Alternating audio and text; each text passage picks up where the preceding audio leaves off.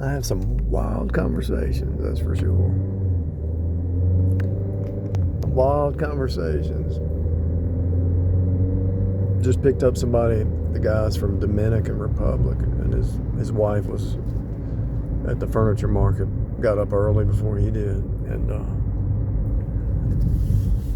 he was showing me his 4 kids and all. And he was talking about how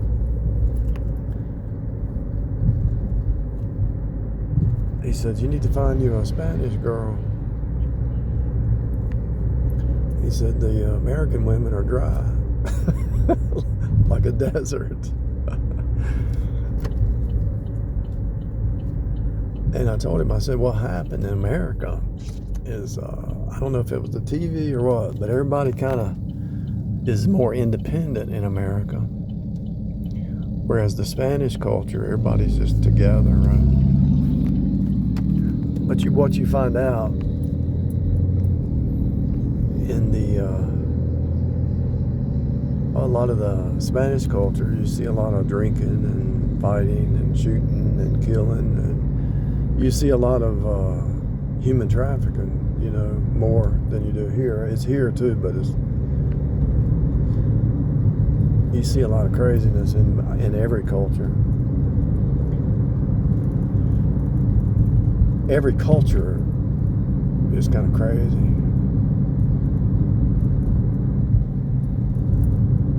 Every culture has craziness in it. And but his thing was, when I get older, my kids will be there for me. But I was thinking, don't count on it, man. You never know what could happen. Your wife and kids could see, when people start to count on something. Well, when I get older, my kids will take care of me. Don't count on it. You never know. All the wife and kids could be in a car wreck. Remember that lady drove her kids off the cliff? There's a lot of cases on court where there was one lady who killed her 4 kids, I mean. There's men that killed their kids.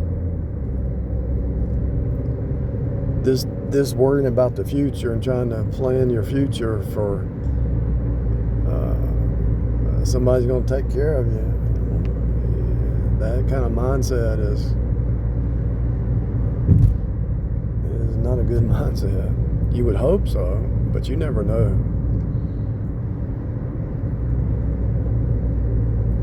If you read the Bible, you'll see that sometimes people had children that were evil. They had one good one and one evil one,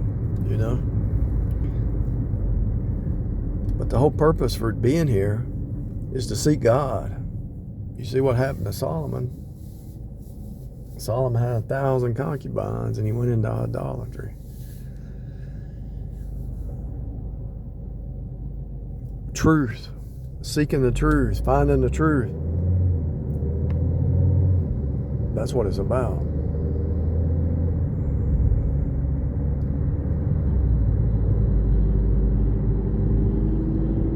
If you read Ecclesiastes, the last few verses, what's the whole duty of man?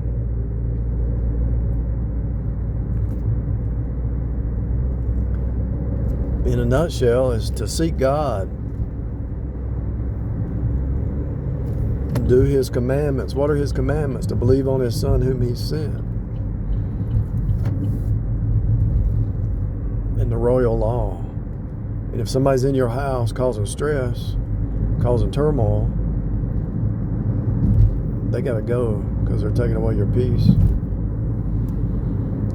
And so no matter if it's Spanish, American, white, black, yellow, orange, whatever, if there's no peace in the home, that's not a home. If they don't want truth, that's not a home. If they want to believe lies, that's not a home. If they want to go fall down on the floor and say they're speaking in tongues and barking like a dog, that's not a home, because that's not truth. If they worship outward show, that's not a home. If it's all about outward show, if it's a Jezebel in your house trying to pull you into religion or darkness, that's not a home. If it's somebody who's narcissistic, that's not a home.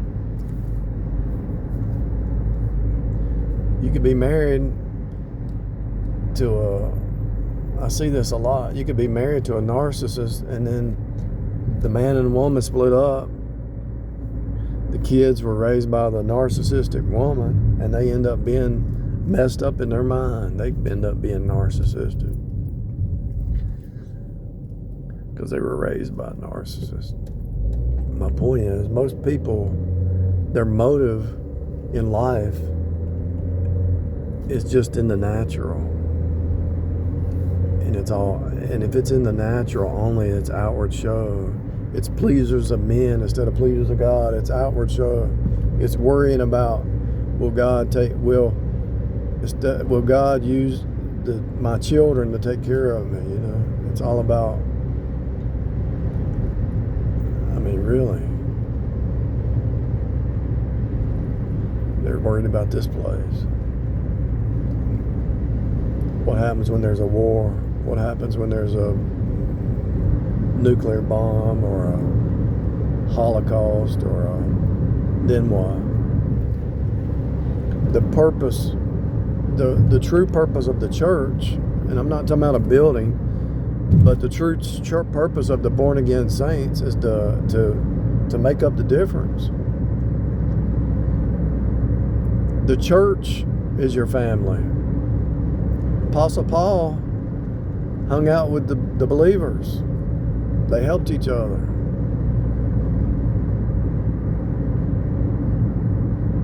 The Apostle Paul built up the believers.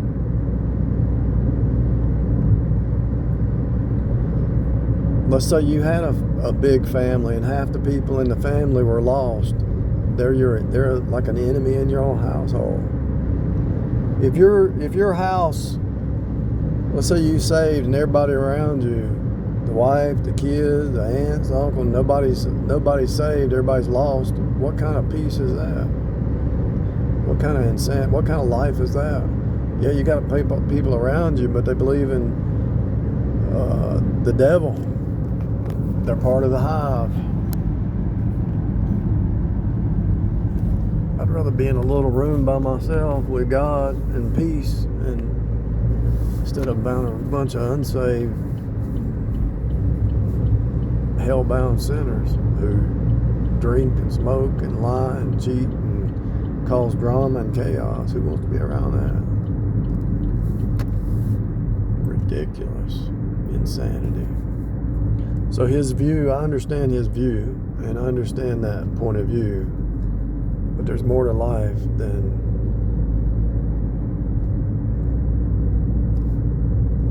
these kids will take care of me when I'm older. They'll call me.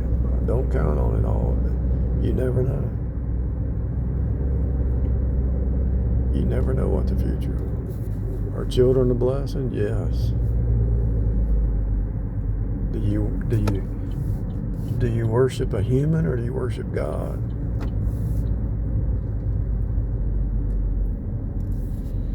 If two people are on the same team and they have the same beliefs and they raise their children according to them beliefs and they put each other first, because you see it happening all the time where one spouse plays the children against the other spouse, and they play these little weird, stupid games, you know.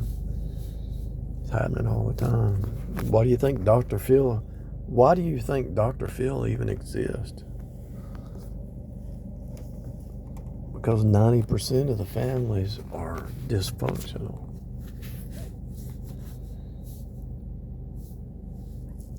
And I'm sure if I hang out, if I was to go, let me come visit you and your family, and just let me come over there and make an observation, see what's going on in this family. I would see some crazy stuff, I'm sure. I would see the husband and wife playing these little mind games with each other.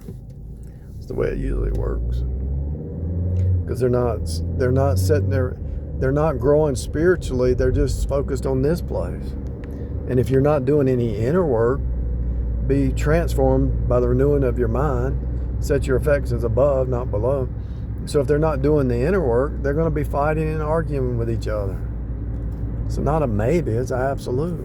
Because how can two walk together except they be in agreement? Amos 3:3. And the only way you're going to be in agreement is get your doctrine straight. Get your beliefs straight. So you got one person who's a Baptist, a legalistic Baptist. You got another one who's a Pentecostal emotionalist. Or one of them might be a Methodist traditionalist. And these two people fight like cats and dogs. I've seen it. I've seen it my whole life. I watched it. I observed it. I've actually seen divorces where one spouse turns the kids against the other spouse. They fight in court. They want full custody so they can get some money. They don't care about the kids. They only care about the money.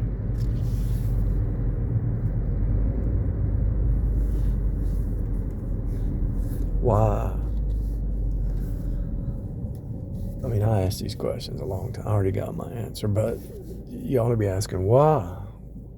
When you look at one fractal, why? Why is it here? Why is it over here too? Why is it over here? And not all the Spanish cultures are going to be getting along. There's a lot of them stabbing each other, fighting each other, and they're proud of it. Yeah, he got in a fight. Look, he got stabbed. They'll show you their scar, and they're proud they got stabbed and lived to tell about it. That's something they're proud of. These people are stupid. They're proud that they got drunk this weekend. They got drunk, and they're proud of that. They come in Monday and say, yeah, I painted the town Friday and I got drunk and we got in a fight and I got stabbed and I went to the emergency room and I'm back Monday and I got these bandages and I'm happy. You don't see a problem with that, man. You can't see a problem.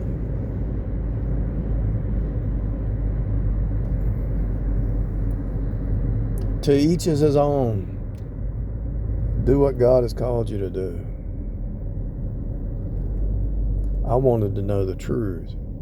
You know, if I was to hang out with a bunch of worldly people, they would do they mock the truth. They don't want truth. They not only do they not want truth, they mock you because you want the truth. They think you're stupid. They actually think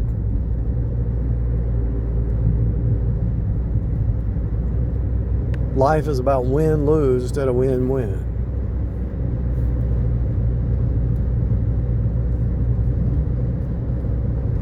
I dated this girl one time. And I was just talking to her just to see where she was coming from. And then one day she made the comment. She said, well, it's a win-lose life. I said, let me get away from her. As soon as she said this, win-lose, I already knew her. It was already starting to reveal itself that her mind was corrupt. But if you think it's a win-lose, then you have a problem. This is a win-win situation because Jesus already paid it all. And there's cornucopia everywhere, the trees. But if you got people in your business or in your home or in your family or in your life who think win-lose, get away from them. If they say, well, if you scratch my back, I'll scratch yours, run. Because they are a win-lose mindset. They have a scarcity mindset. And they're going to be vampires. If somebody's in the win-lose and they see you live life according to win-win, they're going to try to take advantage of that. They are going to vampire. They don't believe in sacrifice, but they want you to sacrifice.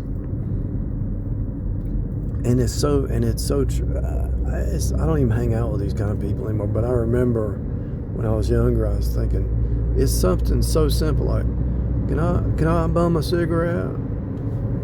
I don't smoke, man. Oh, you got a lighter? I just said I don't smoke. Why would I have a lighter? Can you give me a ride down here to the ABC store? You didn't say. Maybe I misunderstood you. Did you say if I give you $5, will you give me a ride to the ABC store? Is that what you said? For my time and my gas and my wear and tear on the car. Is that what you said? Nah. Can you give me a ride? I don't have any money. Oh, I misunderstood you. I thought you said if you give me $20, I'll give you a ride to the ABC store. I thought that's what you said. Sorry. We're on two different wavelengths.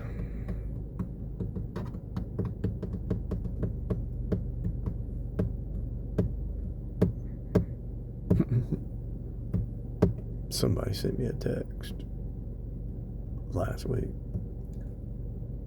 Well, can I pay payments on that other car you got? You know what I did? They want to pay me payments and drive my car. The gall. I mean, these people, like, I've only talked to this group of people like 4 times. You know what I did? I blocked them. I blocked the phone number. People are crazy. I mean, these people are crazy. These people are insane. Do you know how much trouble that would be? You know how much trouble? Hey, where's my car? Where's my payment? I lost my job. Well, where's my car? I want my car back. It's over there. It's impounded. It got towed. Really? You know how insane, you know how much insanity a person would bring into your world who's lost, who's a hellbound sinner? You know how much insanity they would bring into your life? You know how much of a vampire they are? Do you know they are under a curse? God is angry with the wicked every day. His bow is bent. The bow and arrow of God is bent. The bow is bent. There's an arrow inside the bow, and God has it pointed right to the lost man. They're under a curse. They don't even like each other. They hang out with each other because they need each other, but they hate each other. And early on in that conversation with that guy, that Spanish guy just now from Dominican Republic, he said, yeah, me and my wife talk every day. He was pretty much saying, and then he said, I just stay for the kids, you know. But then he's talking about how the kids are blessed, but he just stays for the kids. Well, if you got them, that's good. Stay together till the kids get older. That's all right. But it's just ridiculous how people have this worldview that's only earthbound, has nothing to do with the eternal, and they think that this is going to be all right down here. In other words, what I'm saying is, if you don't know what the overarching patterns are, you don't know what the truth is, how can you function down here if you don't know what the root truth is?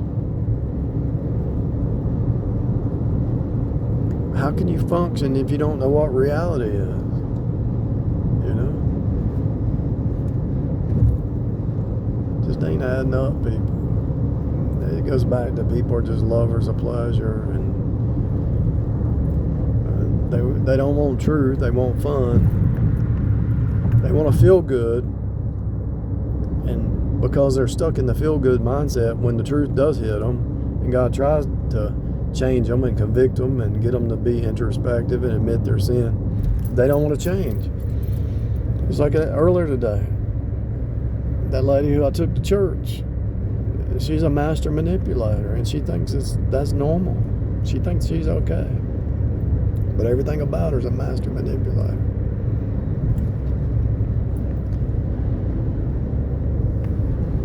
It's sad.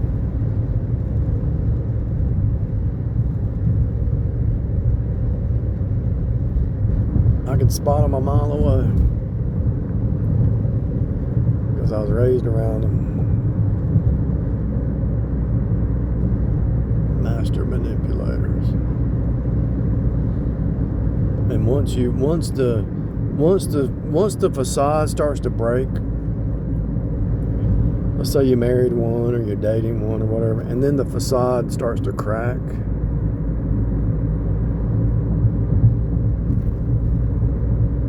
just by certain words they say or certain ways of thinking or something like that, the facade cracks, and then you just walk away. You become evil because you're protecting yourself. You become evil because you start setting boundaries and you start protecting yourself. Once the facade starts to crack, the painted face starts to crack, and you start to set boundaries and protect yourself, then you become the enemy. You become evil because you saw through it. You saw through the game. Bizarro land. Bizarro land.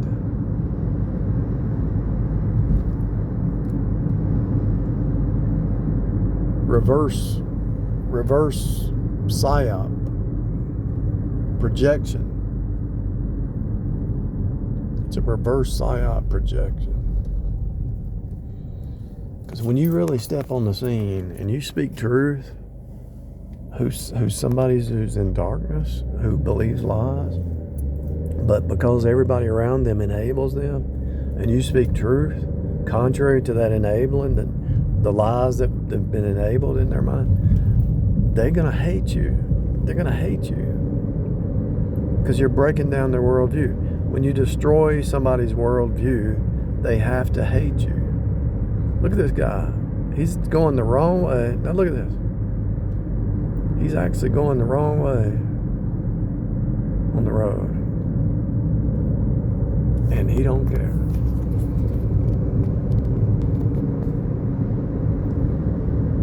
I mean, look at that. Out in the middle of the road, going the wrong way, facing traffic. Bizarro land.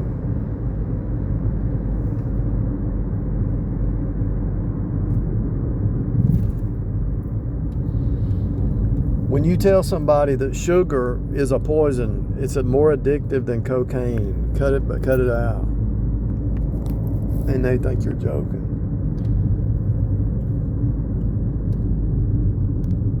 They think you're joking.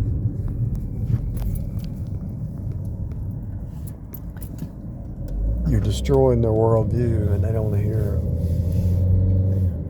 People used to tell me, fast food's killing you.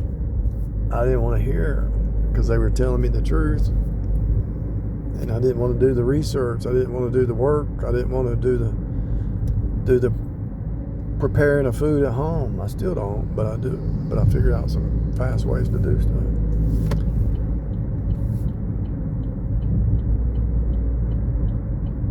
It's going to take some effort. It's going to take some thought, some sacrifice.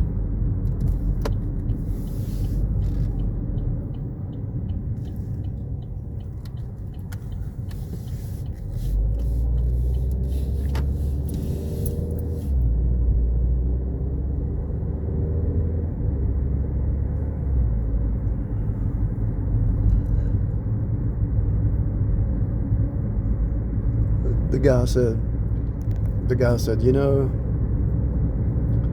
people around, I got a bunch of people around me, they'll call me up and say, let's go do this or let's go do that. Now think about it.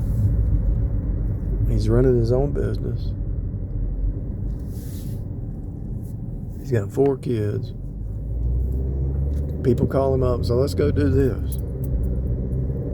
When does a person have time to really meditate on the truth, seek God?